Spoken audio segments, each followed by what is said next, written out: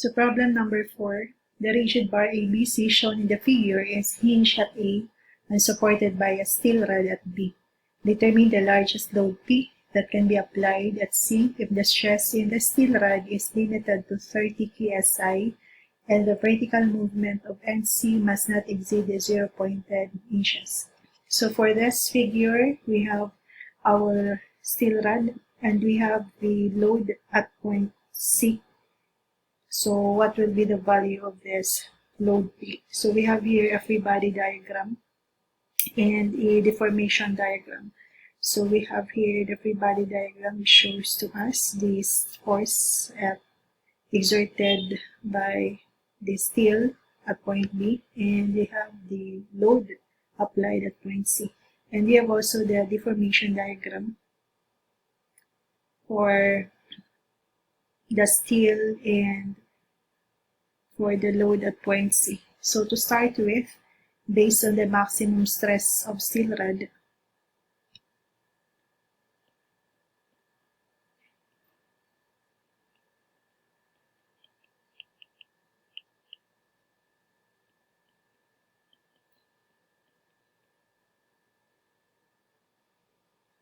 so we have here, we can have summation moment at point A. So we have 5P, which is in a clockwise direction. Then we have minus 2 times the force of the steel equal to 0.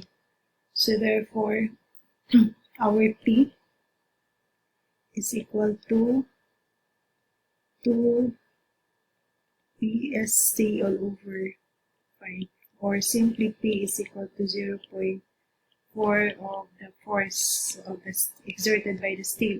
So therefore, 0.4, the force exerted by the steel is equal to the stress on the steel multiplied to the area of the steel.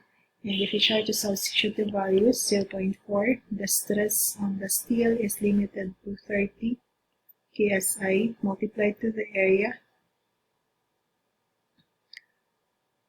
which is 0.5. And if we try to simplify this one, P is equal to 6 kips. So based on the movement,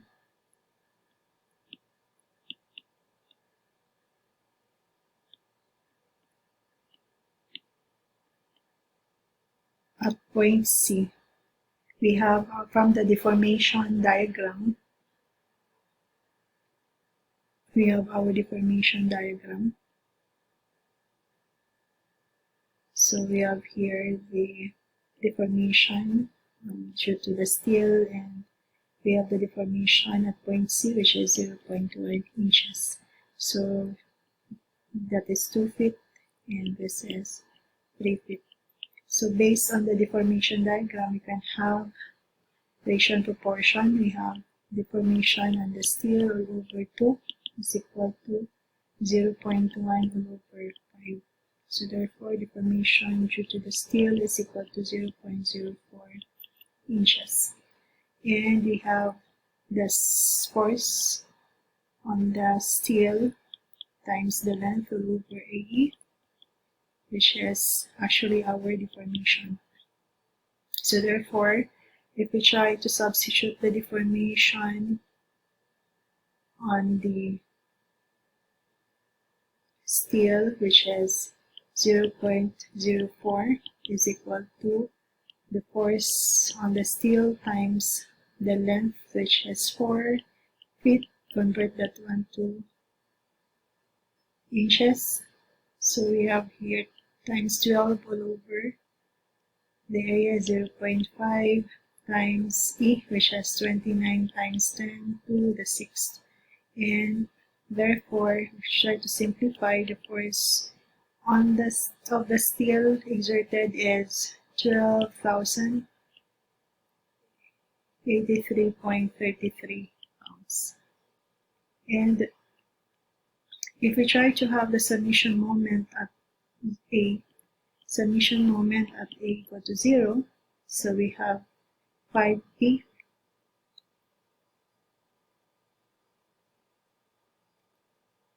minus 2P,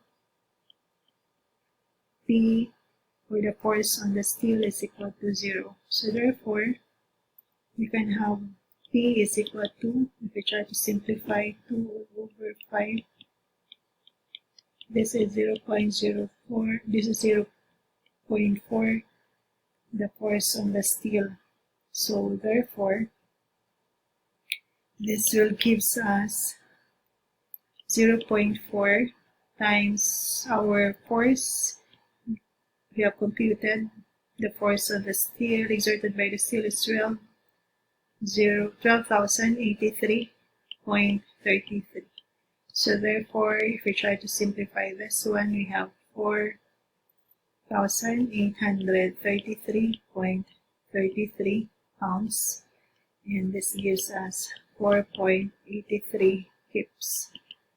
And therefore, for the safe load P, which is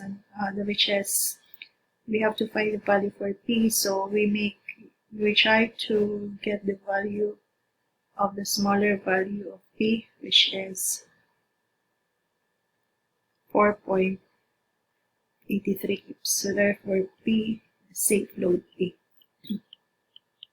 Our safe load P is equal to 4.83 kips.